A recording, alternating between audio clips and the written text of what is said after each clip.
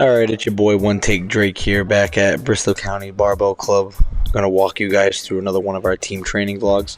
This happens to be our primary deadlift day for Group A and primary squat day for Group B. For Group A, we've been starting now with waves of squats to warm up our deadlift. This particular wave is with front squats, and you guys are going to be in for a little bit of a treat here. Where I decided to try to hold it like a bodybuilder or whatever the fuck would, because I don't have the shoulder mobility to hold it like an Olympic lifter. And this is just, we're doing 5 sets of 2. It's supposed to be more of like a speedy-ish workout. That's why I'm not wearing a belt or anything. It's not really needed. And I take a deep breath, and with my arms being up, pushing into my fat neck, I'm hitting my carotid. I go out. This feels a lot worse than it looks on video. I literally felt like I lost all the bones in my body. And I thought it'd be really funny for whoever the fuck watches this to see this.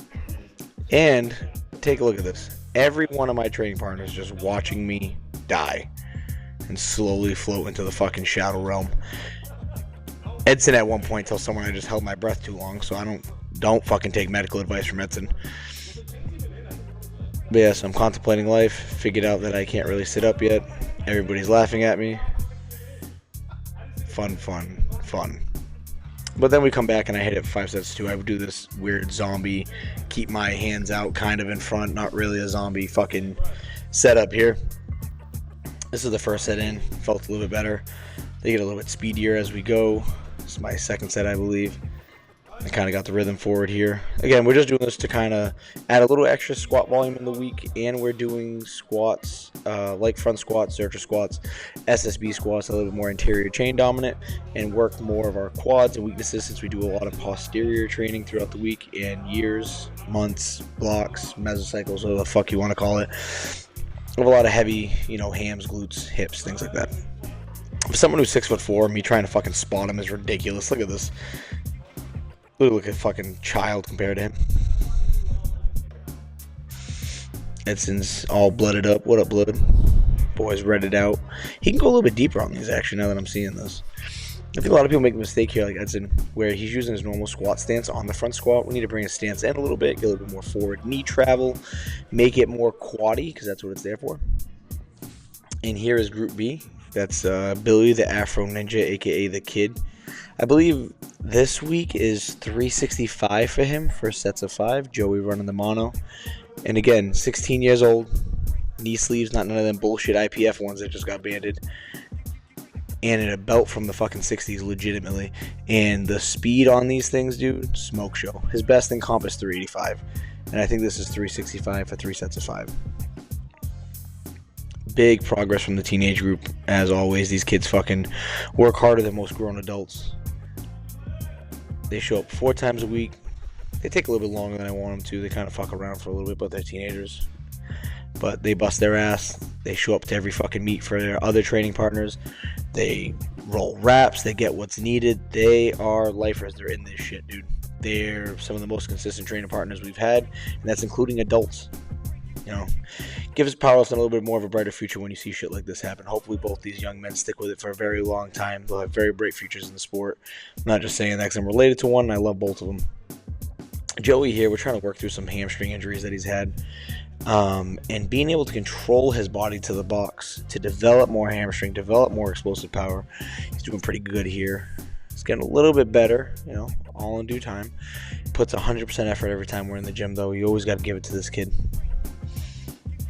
A little bit of a sticking point there. Billy saves him by the breasticles. Good spot. Good training partner. Our variation for the day, I believe, was opposite composition stance. And I think this is a 4-mat block pull against the light band. Super fucking conjugate. Here's the Ezekiel himself. Had a little extra fire in him this day.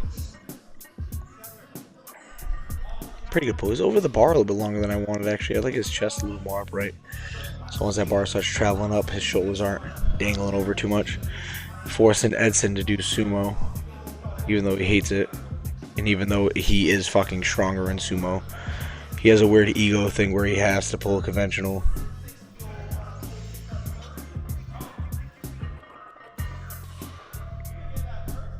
Pretty decent technique for some guy who doesn't pull sumo. Conventional is cheating, we all know it. Here's the thick queen himself, Jordan. The shortest arms in the club, I think. Probably.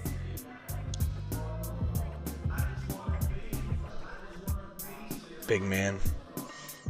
Big weights. Just working our way up here. We're doing a 1 rep max loss variation. Again, this is after our front squats for 5 sets of 2. Everybody in the club did between 275 and 315 for the front squats.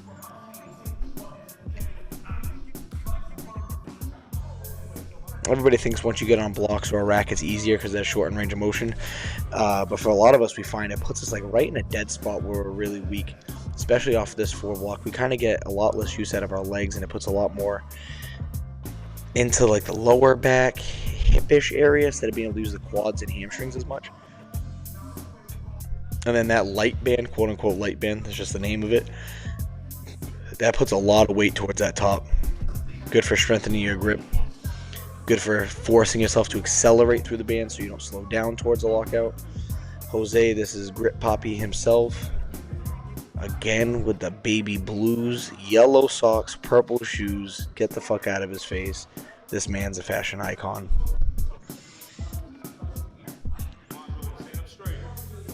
Jordan needs to, we're trying to work with him squeezing his nipples to the ceiling. Not like, just fondling himself, but getting his chest more upright. His hips are set pretty good. Ryan's a tall fuck who runs into the issue sometimes of just throwing weight and not using his technique where he's flexing his quads and glutes to lock his knee and hip joints out. And we kind of get that a little bit. This was actually pretty good. That was really good for him. He did a good job there. He's been working on it. So we're trying to cue him to flex the quads towards the top, and that seems to fix a lot of it for him.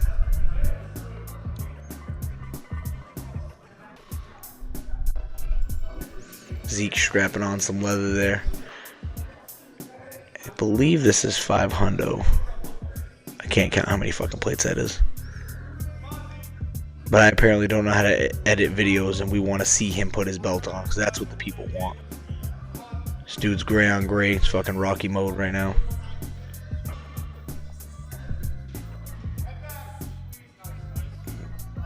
Pretty good lock. Actually got a little soft at the top there. I didn't notice that during the training.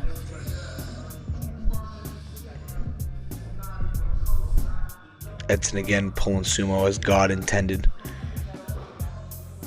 And he makes these look really fast, to be honest with you. He's got really good leverage, I think, for this. But more than that, he has better technique on this than he thinks.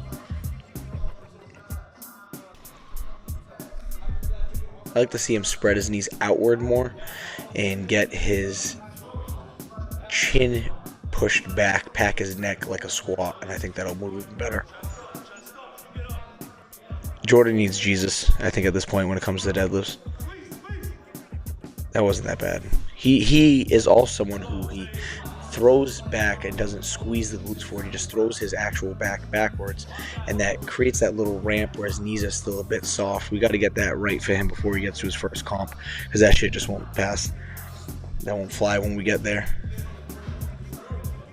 Here's Jose setting that hook in. As you can see, he obviously has a lot of like mid-back thoracic rounding, but he gets pretty good fucking position right there. And this man has Hank Hill ass, no glute, so the fact that he can lock out anything is fucking impressive. That was a really good positional pull for him, actually. Ryan, we call him Big Sexy for, obvious fucking reasons. Even if you're a heterosexual male, you can tell why. But I think here he gets a little soft. So he needs to get his head up and his chin back faster, and his hips weren't quite all the way through. That's like 99% lift. Me, I'm perfect. There's not a thing to fix ever on me. I'm literally the second coming of Jesus, I believe. But here we go. Joe locking in. He's had some hand grip issues due to surgeries and torn biceps and shit like that, but he's hanging on pretty fucking good. Bands are his arch nemesis when it comes to that. I think Zeke's going for 545 or 550 here. Just trying to get himself psyched up. He likes to listen to Taylor Swift to get him amped up, so the music just wasn't doing it for him. Oh, he got into a little ramp there, but he looks like he probably had that. He probably felt like he was dead in the water. I think this is Edson. He came to play with the big boys today. He actually listened to me. He went sumo. He's working on a strength he has. And I believe we all end up somewhere around 6 plates and a quarter for the whole club. And for one of the first times, he was up there with us on deadlifts, which should fucking, say everything. But can't get through this guy. No grown man will tell him how to do him. If you're in the club, you understand what that means. Got a fucking flag for that guy. Ryan needs to get his head up, as you can hear me screaming, and that was good, dude. He moved that pretty good. He gets his chin up a bit sooner, gets a little bit more. It looks like he needs to brace into his belt more, and that'll be even easier. Got the MMA boys in the back trying to do some fucking pull-ups. Connor's doing flying knees up the middle back there.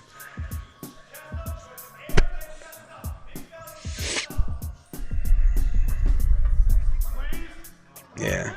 Oh, he got it. Not bad. Surprised me a little bit there. He's literally going to go to a fucking meet and out squat everybody, out bench everybody, and then he's going to deadlift less than whatever 13-year-old boy or girl shows up. So that's going to be fun.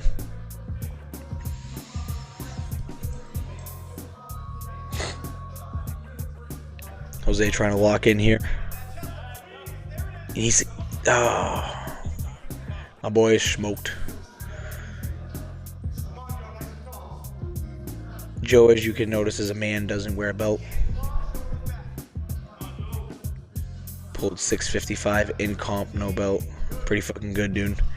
50-year-old dude. Yeah, I believe this is my 585. Yeah, ugly conventional puller, but I was able to get that through. I hang over the bar too long as well. I need to get my thoracic spine extended a little bit more at the top, more brace, better leg drive. Ryan ramps a little bit, but that's fucking pretty solid, dude. For him, that's 585 plus that band tension. Fucking boy came to play.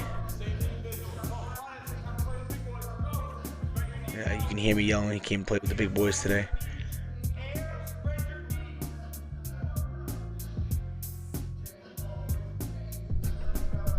The 7 fucking deep breaths. Head back, head back, head back. Pack your neck. Good. Nice, dude. Nice. That was pretty solid for the boy. I believe this is my 635 attempt. Doesn't go great. But sometimes you gotta swing for the fences. And I don't really think failing some variational lift like this is too detrimental. I know a lot of people say they don't ever want to fail lift in the gym. Sometimes you gotta figure out when there's a little bit too much salt in the soup. You know what I mean? And I like fucking pushing things. Apparently to the point of a brain hemorrhage like an asshole. Maybe one day I'll figure it out once I finally fucking blow a vertebrae out.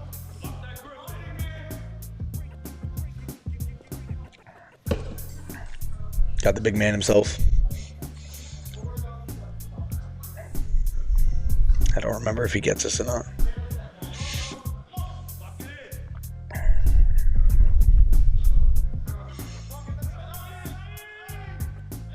Oh, dude. Son of a bitch. He was right fucking there. Good fight from the big fella, dude. Good fucking fight.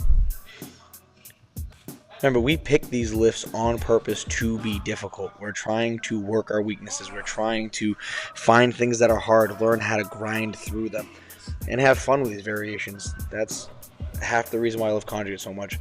I think it's fun to switch things up. I think it's fun to have a team atmosphere and have to fight for the #1 spot on a weekly basis.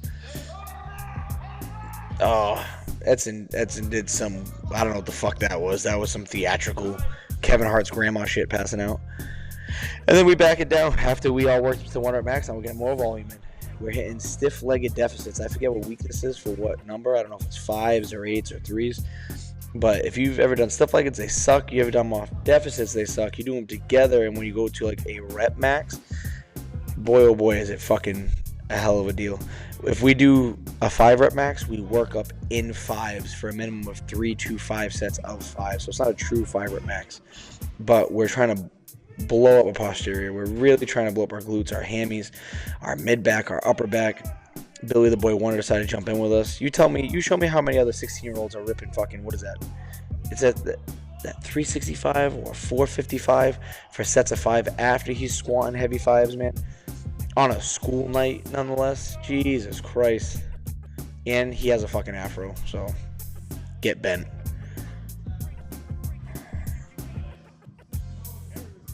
Me with the worst conventional hinge form ever. It's terrible, but my fucking back is pretty strong for it. I think this is a PR set for me. I think this is like 520 for 5, beltless, deficit, bunch of fucking who cares things. But this is a primary deadlift day for us. Little back extensions here. We do some leg curls, reverse hypers, abs, single leg stuff. You know, just all your basic accessory works, just pushed hard. You can tell by this boy's sweat and chalk. It's the making of a fucking elite level powerlifter. Like, comment, subscribe, share with your friends. Who really gives a fuck? Tell me if this is something you want to see. If not, go fuck off, find another channel. Have a great day, guys.